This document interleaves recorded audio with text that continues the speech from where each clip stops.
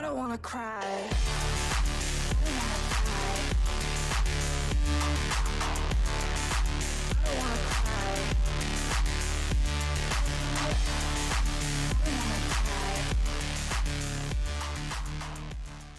A Louis Vuitton é a marca de luxo número 1 do mundo.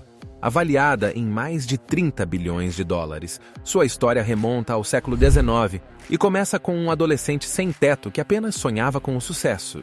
Sem dinheiro ou comida, ele trabalhou em empregos temporários com artesãos e mestres artesãos para sobreviver, mal ganhando dinheiro, mas aprendendo habilidades valiosas que levaram à criação de um império bilionário e à inovação na bagagem moderna.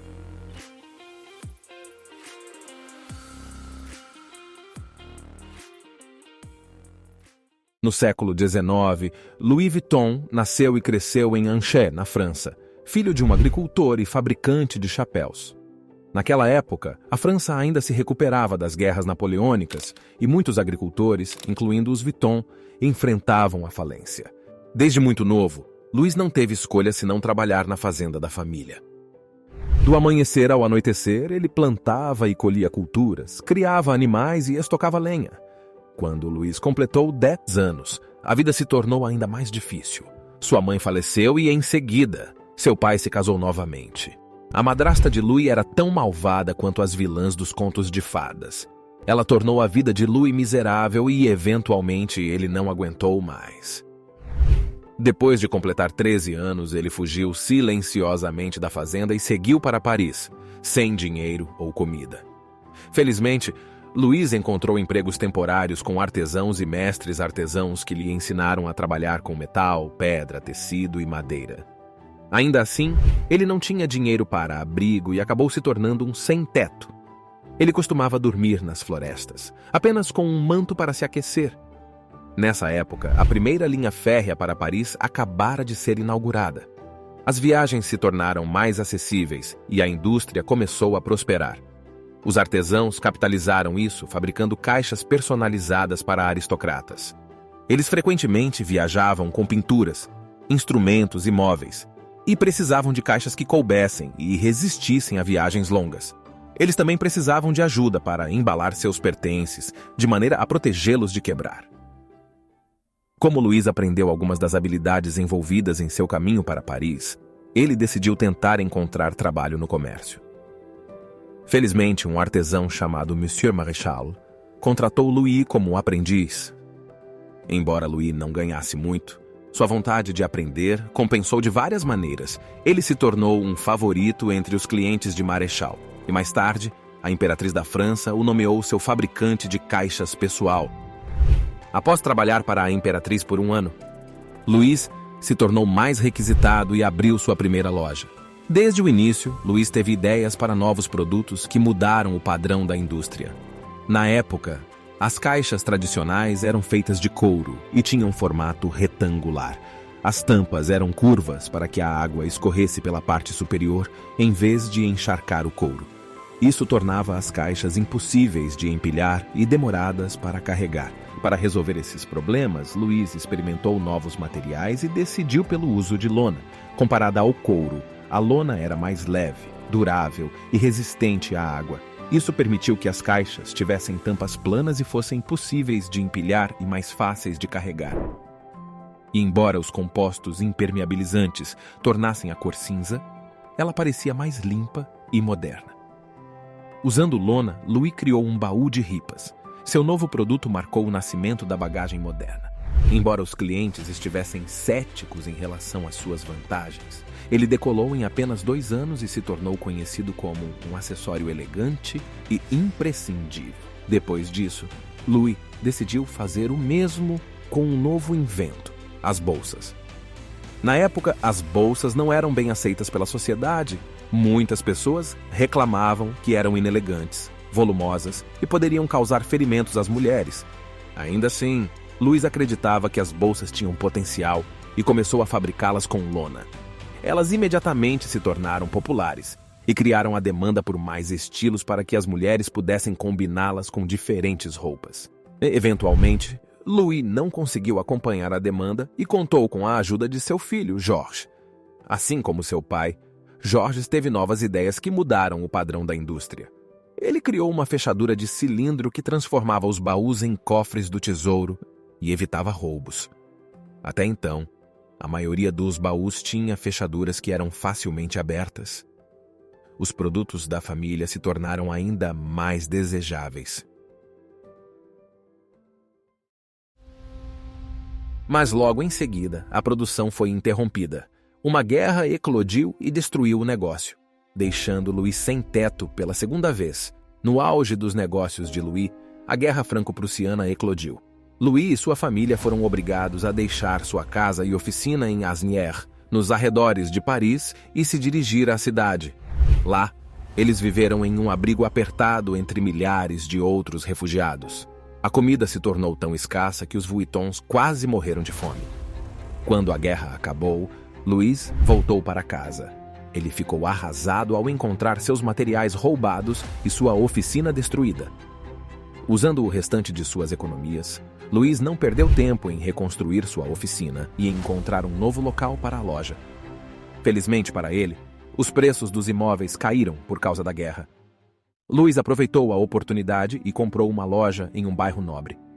Em poucos meses após a reabertura, o negócio estava prosperando novamente e os pedidos começaram a chegar de todo o mundo. Louis sentiu a necessidade de experimentar ideias novas e mais ousadas. Na época, a tecnologia estava avançada o suficiente para imprimir padrões personalizados em tecido. E como a lona é um tecido, Louis conseguiu criar uma linha de baús cobertos por um padrão listrado.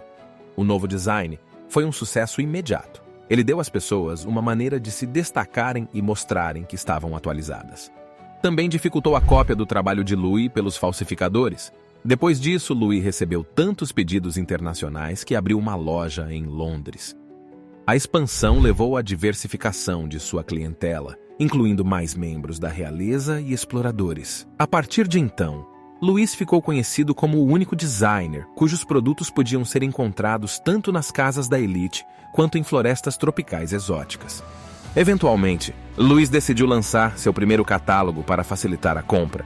Foi um movimento prático que certamente levaria o negócio a novas alturas. Mas no mesmo ano, uma tragédia inesperada frustrou os esforços de Louis. Ele faleceu repentinamente na sua casa com 72 anos de idade. A causa de sua morte ainda é desconhecida. Agora cabia a George assumir os planos inacabados de seu pai. George não perdeu tempo em expandir o negócio e viajou para os Estados Unidos para participar da Feira Mundial. A experiência fez com que ele percebesse que precisava de uma rede de vendas internacional. E felizmente para ele, ele conheceu alguém na feira que poderia ajudar: John Wanamaker. John foi pioneiro no conceito de loja de departamentos e inventou a etiqueta de preço. Depois de conhecer George, ele começou a vender produtos da LV em sua loja de departamentos em Nova York. Foi a primeira loja nos Estados Unidos a vender a marca. Foi então que George criou um monograma em memória de seu pai. Um padrão floral com um L e V entrelaçados. Os clientes ficaram chocados ao ver o monograma nos produtos. Eles estavam acostumados a adornar apenas seus próprios nomes ou iniciais nas bolsas. Mas com o tempo, os tempos mudaram e o novo design decolou. A partir daí, Georges e seu filho Gaston seguiram os passos de Louis e criaram novos designs. Criações notáveis incluem uma bolsa para uso diário, a Keepall, uma bolsa para transportar vinho e champanhe, e um redesenho de uma encomenda da Coco Chanel, a Alma. Naquela época, Georges já havia percorrido todos os Estados Unidos e construído uma rede de distribuição. Assim como seu pai, ele estava destinado a levar o negócio a novas alturas, mas infelizmente, a história se repetiu. Ele faleceu, deixando Gaston para concluir os planos inacabados de Louis sozinho. Gaston teve um começo azarado. A Segunda Guerra Mundial irrompeu e contratos foram cancelados. Gaston não teve escolha senão fechar a fábrica e as lojas da LV. Em Louis Vuitton, a French Saga, o autor afirma que Gaston ficou tão desesperado para sobreviver que colaborou com o partido governante da Alemanha. Gaston supostamente deu sinal verde para produzir bustos comemorativos e montou uma loja em Vichy. O autor também alega que, enquanto lojas como Van Cleef e Arpels foram fechadas, a LV foi a única autorizada a permanecer aberta. Um porta-voz da Louis Vuitton mais tarde comentou: "Isso é história antiga. Somos diversos, tolerantes e tudo o que uma empresa moderna deveria ser." Após o fim da guerra, Gaston encarregou seus filhos, Henri, Jacques e Claude, de reconstruir a empresa. Com a orientação de seu pai, os filhos garantiram que novos modelos de bagagem fossem feitos a cada ano. Mas após a morte de Gaston, os negócios estagnaram. A bagagem rígida tornou-se menos popular. Henri, Jacques e Claude discordavam sobre como administrar a empresa. Então, eles pediram ao marido de sua irmã, Henri Racamier, para assumir. Nessa época, Henri já havia fundado e vendido uma empresa de comércio de aço com grande lucro. Ele tinha um grande senso de negócios e reposicionou a LV de atacado para varejo e explorou o mercado asiático. Em 6 anos, as vendas da LV dispararam de 20 milhões de dólares para mais de 260 milhões de dólares. Foi nessa época que Henri levou a LV ao público. As ações da empresa esgotaram após a venda de mais de 1 milhão de ações. 2 meses depois, o preço das ações da LV começou a oscilar. Analistas alertaram que as vendas poderiam cair devido ao aumento de produtos falsificados. Ainda assim, Henri seguiu em frente, abrindo lojas em todo o mundo. Em alguns anos, ele provou que os analistas estavam errados. A LV atingiu quase 1 bilhão de dólares em vendas e fundiu-se com a Moet Hennessy, um produtor de champanhe e conhaque, formando um conglomerado de bens de luxo, a LVMH. O objetivo de ambas as empresas era evitar a ameaça de uma aquisição externa. Embora a fusão tenha permitido à LV expandir seus investimentos, Henri se viu envolvido em disputas de gestão com o presidente da Moet Hennessy, Alain Chevalier.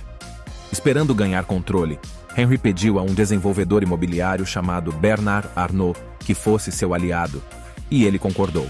Mas logo depois, Henri percebeu que Bernard tinha suas próprias ambições. Bernard comprou secretamente o controle da LVMH para si e obteve o apoio das famílias Moet e Hennessy. Depois disso, uma batalha legal entre Henri e Bernard se seguiu. Os tribunais favoreceram Bernard e forçaram Henri a renunciar. A partir daí, a LV ficou para trás em comparação com outras marcas de luxo. Ela foi considerada um negócio menor e as vendas despencaram. Nenhum jornalista ousava falar bem da marca. Não foi até a LV seguir os passos de Louis, sob a liderança de Yves Carcel, e ter uma ideia nova e audaciosa que as coisas mudaram. A empresa convidou designers como Vivienne Westwood, Isaac Mizrahi e Manolo Blahnik para criar bolsas usando seu monograma para o seu 100º aniversário. Na época, tais colaborações eram praticamente desconhecidas e bolsas não eram algo no mundo do luxo. Ainda assim, a colaboração foi bem recebida e colocou tanto a LV quanto as bolsas de volta no mapa. Um ano depois, a LV contratou um designer chamado Marc Jacobs para ser seu diretor criativo. Marc revitalizou a marca lançando sua primeira linha prêt-à-porter, projetando sua popular coleção Vernis e colaborando com artistas de alto perfil, começando com Stephen Sprouse e Takashi Murakami. Desde então, a LV expandiu-se para relógios, joias e óculos de sol e continua a lançar bolsas icônicas. A empresa também continua a produzir tudo internamente. Os artesãos devem treinar por 2 anos e algumas peças requerem 300 etapas para serem montadas. Hoje, a LV ocupa o primeiro lugar como a marca de luxo número 1 do mundo e sua avaliação ultrapassou 30 bilhões de dólares. Esta é a história de como um adolescente sem teto pioneirou a bagagem moderna e lançou as bases para um império bilionário.